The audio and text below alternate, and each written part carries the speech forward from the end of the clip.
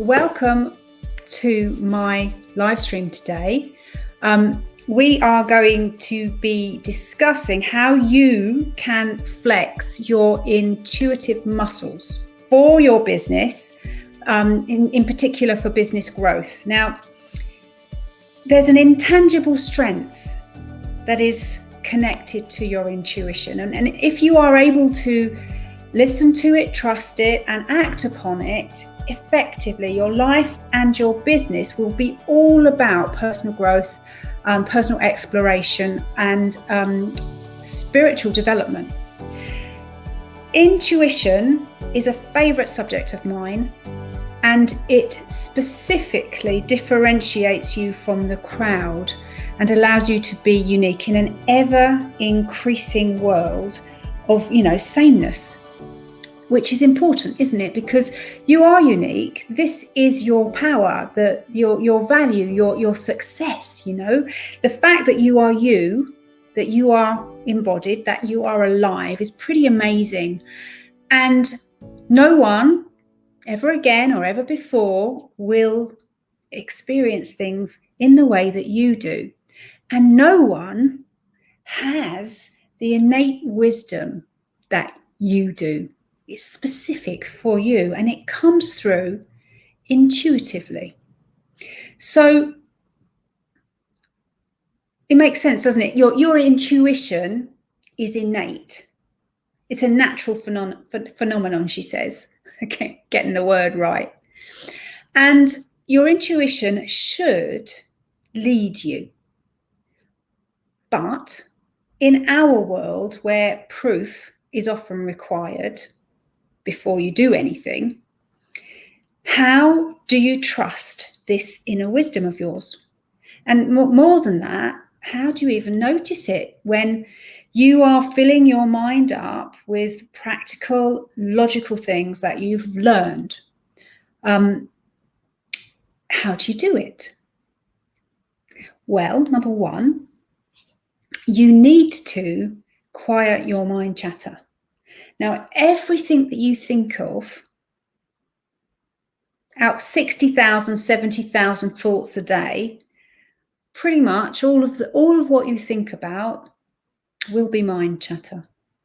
And it will be narrowing the channel that is available for you to receive intuitive guidance.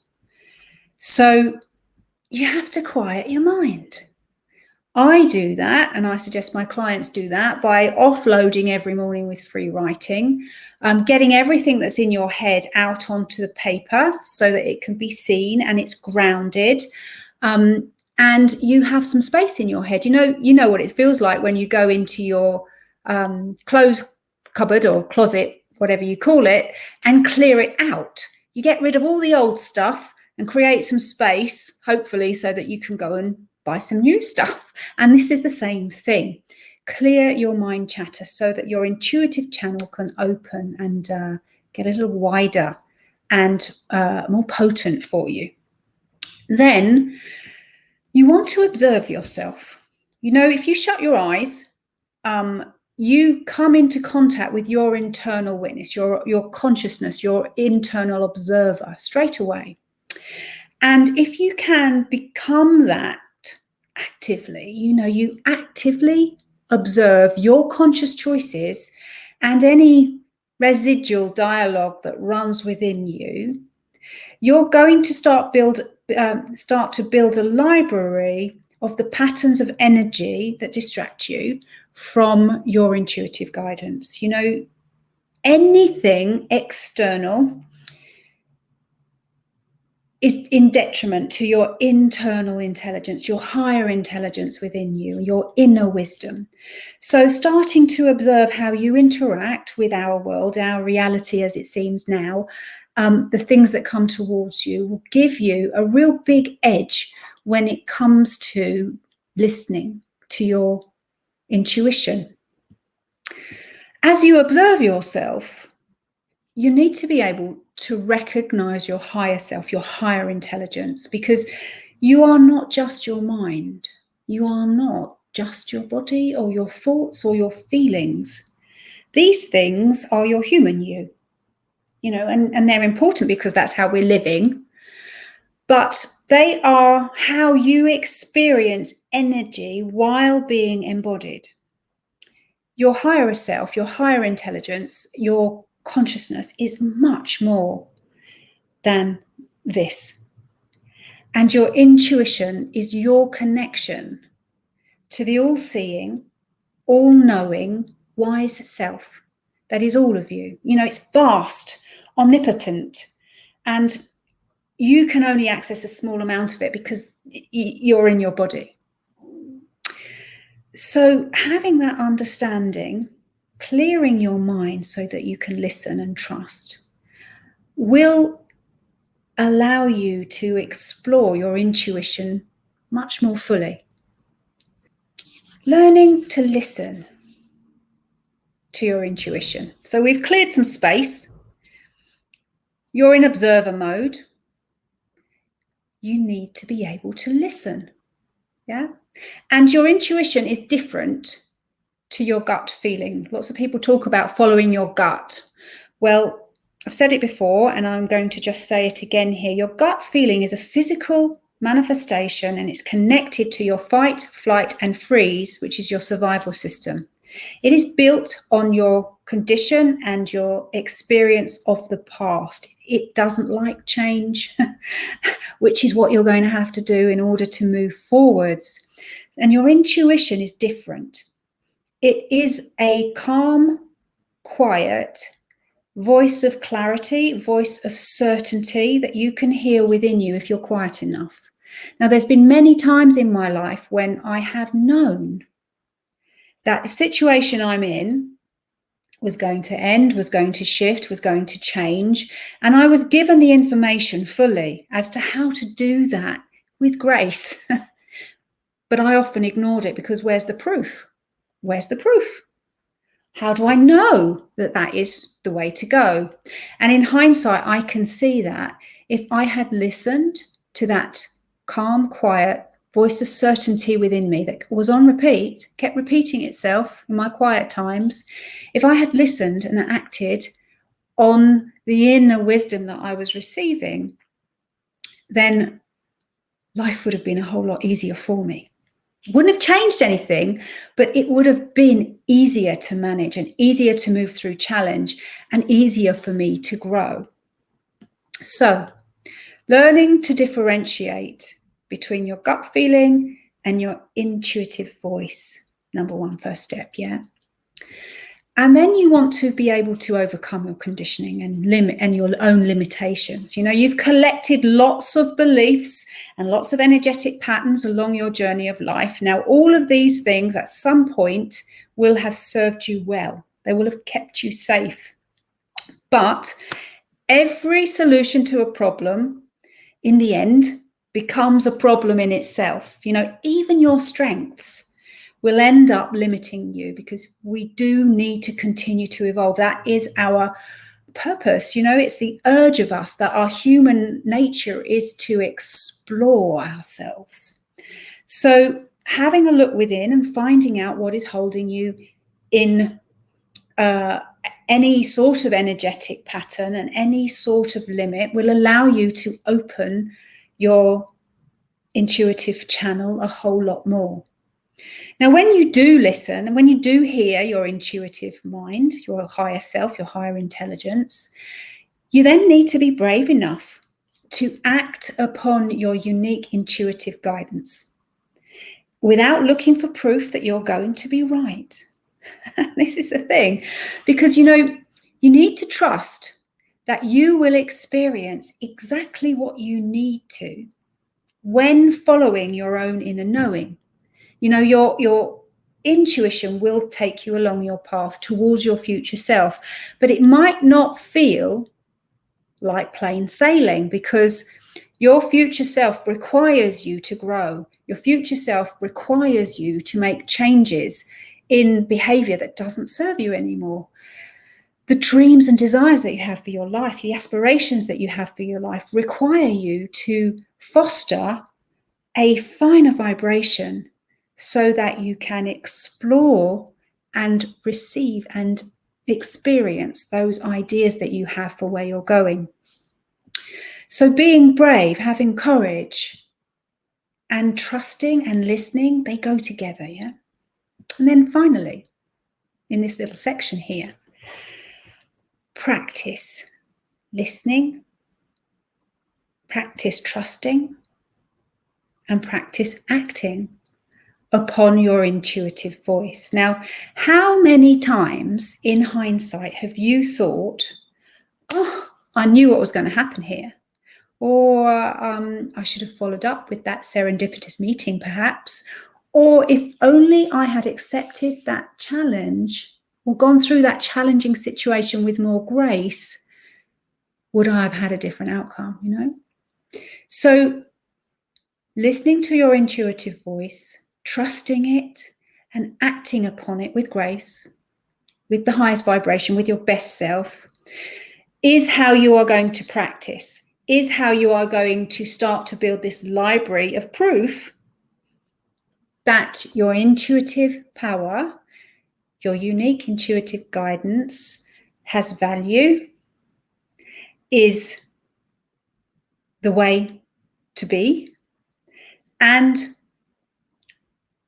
is something completely your own. No one else will ever hear it but you. It's an amazing thing. So then, when you're practicing, you follow your higher mind, you know? And if you fall, or it feels like you're falling, you get up and you step along your path again. And you do that without fear because you're following your own self. You are leading yourself in your life. Your intuitive guidance, your higher mind, your higher intelligence will never take you somewhere that you don't need to go. And even what seems to be the most difficult of situations will, when you look back and see how far you've come, be exactly what you needed to experience in order to get where you're going. Now, I know that through my own experience of life. How many times have I pushed against something and not wanted to go into it or to let go of it because it was familiar to me? And, you know, habit becomes comfort, doesn't it? Except that when I finally would break that pattern and let go and shift and change, often with drama and crisis in history, historically, it would open something up for me and I would move into a new part of my life. Now, intuitive guidance comes through your creative portal. It comes through on the right side of your brain and it responds to symbolism and imagery. And everything in the world has symbolism and imagery. It can be perceived literally, very, very logically, or you can allow the art of living to be how you perceive everything. Now, different ways to decipher symbolism, and you know, I've got a number of them, more than 3 actually here. And the first way is to be the observer of yourself, to be with yourself 24 hours, 7 days a week, 12 months of the year, throughout your life. Do not choose an allotted hour with which to quiet your mind, with which to come to yourself, with which to offer self-care, but be present with you now, and now, and now, and now, and now, into the next moment, and the next moment, and the next moment. Being present and being you means that you are able to listen and hear. While you find that place of presence, you're going to have to practice that, I imagine. Witness how you distract yourself from yourself. This will come out in the practice. You know, what does distraction look like for you? What does it give you? And who are you without these distractions? Why do you distract yourself from your truth? Why do you distract yourself from your intuition? Why do you distract yourself from moving effortlessly towards that which you will become? Now, these are all questions to ask yourself, especially if you can find presence. And then, acknowledge everything that comes to you is a gift. It is a helper for you to be able to connect to more of you. And if you are present and witnessing your distractions, something that comes towards you that perhaps would normally knock you off your bench, if you perceive it as a gift and you're present with it, you will find that it gracefully moves through your life. And the emotions that it evokes don't stay with you. You get to feel them because you must. And then you get to let them go. And as you let them go, you feel more grace, you feel more peace, you feel more presence come to you. Now, I talked a little bit earlier about your intuition coming through on your creative portal and how everything in our world can be perceived symbolically or literally. So I wanted to give you a few different examples here of what I mean. I'm going to start with a crow, because I know lots of people that I come into contact with don't really like crows. They're afraid of them. But crow, yes, it's a bird of prey, and it's the top of its food chain. That's a literal description of crow. It's black. But symbolically, crow is a messenger for death and rebirth, the magic of death and rebirth. Now, every single time you wake up in the morning and open your eyes, your self that you were yesterday has died, and you are reborn in the morning, the next morning, in a whole different place, whether you're conscious of it or not. So crow shows you the magic of life. That's a symbolic look at crow. And we have a storm. Now, this can be external or internal, and storms can be dangerous. That's a literal perception of a storm. It means that nature is coming and showing you its power. A symbolic perception of a storm, and I'm going to give you mine here, is that it is coming and sweeping away the old. And in its violence, there is beauty. A storm is the very nature of how we live. We bring power, we bring change, we face difficulties with bravery, and we move through them. Then we have the sun. The sun, which is our life force here on Earth. It gives life to everything. And again, literally, it's a ball of gas that feeds our solar system with energy. Symbolically, it's a masculine energy that is a portal for source. And it is about the infinite nature of everything, how energy transmutes. It never dies, it transmutes and changes. And then its alter ego is the moon. As I said, the sun is masculine. So the moon is feminine, and it is a reflection of the power of the sun. And it's symbolic about dream time and the unformed desires that you have. That's its symbolism. And its literal translation is that it's a ball of rock in the sky that follows our orbit, gravity holding it where it is. So I'm hoping that I've given you a little bit of an idea of how you can look at things literally and how you can translate them symbolically, because your intuition is going to come into you symbolically. Everything around you will be symbolic for you if you're listening to your intuitive muscles, if you are practicing with your intuitive self. Now, why is it important for business growth? Well, because your business is an expression of your energy. So if you are pushing your business forwards logically, because they're in the way that everybody else does, because you've learned that you've got to be good at sales and marketing and all of these other different things, it's likely that you will come to a place that your business stops growing, because it's passion, it's curiosity has dropped down, and your intuitive self needs to kind of jiggle up and wake up and shift and move and bring through some innovation, some new ideas about your business and who you want to be within it and how you want to express your own energy and your own truth through it. And hopefully this live stream will have given you a few ideas on how you can grow your intuitive muscle, how you can interpret symbolism, how you can change your perception on different things, and how you can lead in your own life and in your own business. Now, I'd love to hear what you think about this, so please put some comments in the chat if you've got questions, and I'll come back and answer them. In the meantime, thank you for watching, and I will see you very soon. If you'd like to get in contact with me, you can do that in the comments or email me at sarah@sarahnegus.com. Lots of love, guys. Bye.